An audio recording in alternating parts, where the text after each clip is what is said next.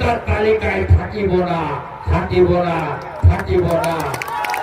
পরিচ্ছন্ন ভোটার লিস্টে ভোট হবে, বাংলায় পরিবর্তন হবে।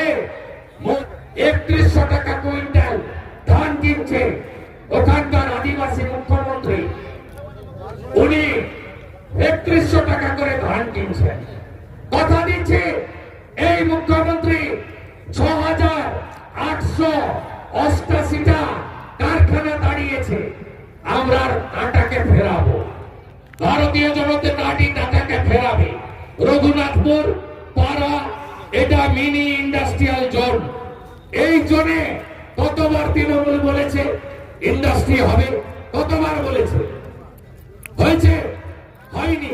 যে কটা ছোট ছোট ইন্ডাস্ট্রি আছে সেই ইন্ডাস্ট্রি গুলোতে কারা কাজ করে?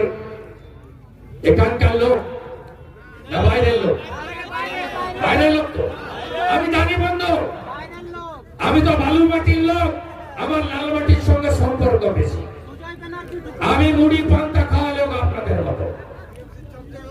আমি বলছি আপনাদের এখানে বাইরের লোকরা কাজ করে কারখানাতে, আনস্কিল জব, অদক্ষ শ্রমিক বাইরের কেন?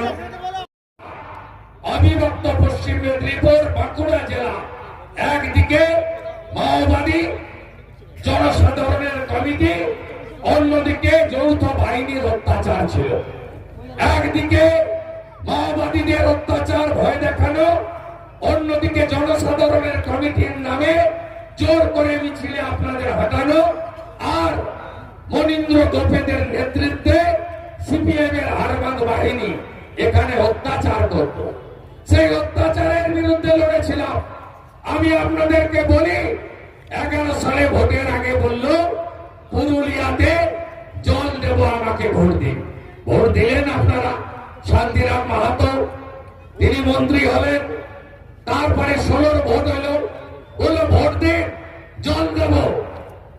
আবার ভোট নিল, আবার সন্ধ্যা রানী টুডু শান্তিরাম মাহাতো মন্ত্রী হলো।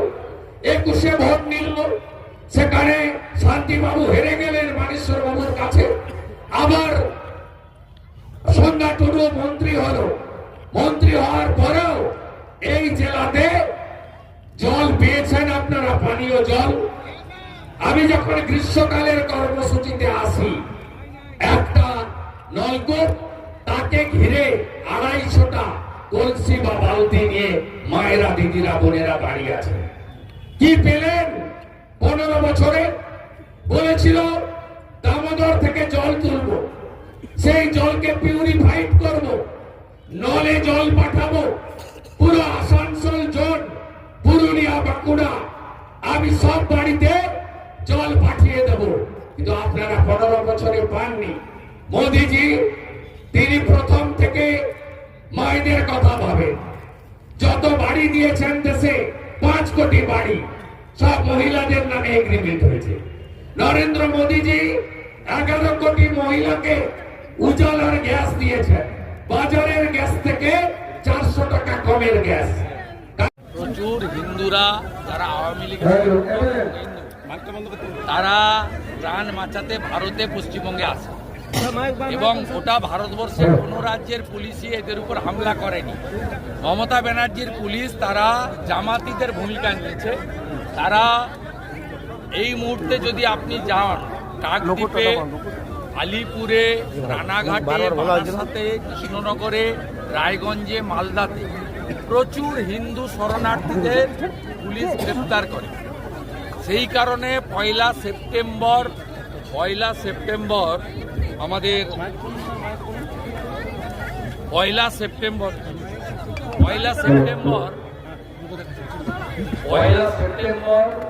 2025 ভারত সরকারের পক্ষে স্বরাষ্ট্র দপ্তর থেকে নোটিফিকেশন করে দেওয়া হয় যে কোন হিন্দু শরণার্থীকে ধর্ম পাঠানোর জন্য যারা পশ্চিমবঙ্গে এসেছে, ভারতে এসেছে, তাদেরকে পুলিশ হামলা করতে পারবে না।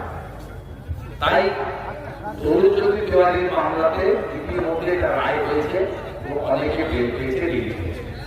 আমরা এটা দেখে নেব এবং এই সরকার কমপ্লিটলি হিন্দু শরণার্থীদের উপর অত্যাচার করছে। সেই কারণেই ভারত সরকার এই নোটিফিকেশন করেছে। সুপ্রিম কোর্টে এনফোর্সমেন্ট ডিরেক্টরেট গেছে, আবেদন গ্রহণ করেছে, সোমবার তারা জরুরি ভিত্তিতে শুনানি চাইছে মামলা। খুব সঠিক কাজ করেছে। শুধুমাত্র ইডির তল্লাশির সময় বা অনুসন্ধানের সময় মুখ্যমন্ত্রীর নেতৃত্বে রাজীব কুমার মনোজ বর্মা হামলা করেছে তা নয়। গতকাল কলকাতা হাইকোর্টে বেলা 2:30টার সময় শুনানির সময় তৃণমূল কংগ্রেস লিগাল সেল কয়েকশো লয়ারকে জড়ো করে কার্যত মাননীয় বিচারপতি সুব্রা ঘোষের এজলাসে অচলাবস্থা তৈরি করেছিলেন। এই ঘটনার মূল দায়ী মুখ্যমন্ত্রীকে বাঁচানোর জন্য। তাই কলকাতা হাইকোর্টে এই মামলার শুনানির পরিবেশ নেই বুঝেই ইডির পক্ষ থেকে যে উদ্যোগ নেওয়া হয়েছে আমি মনে করি এটা অ্যাপ্রোপ্রিয়েট এবং সঠিক।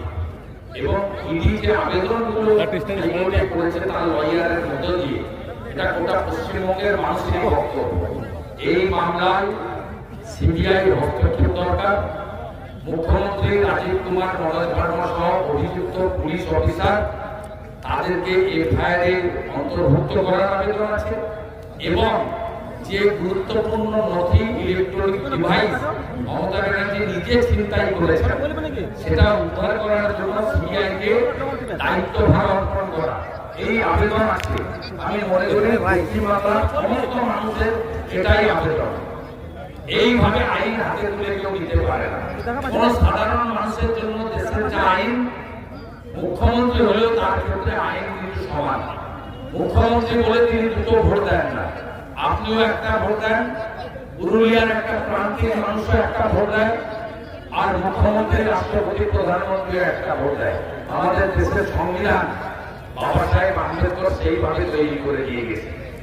তাই মুখ্যমন্ত্রী আইন ভেঙেছেন, তার বিরুদ্ধে কঠিন এবং কঠোর ব্যবস্থা গ্রহণ করার দাবি আপামর পশ্চিমবঙ্গের মানুষ।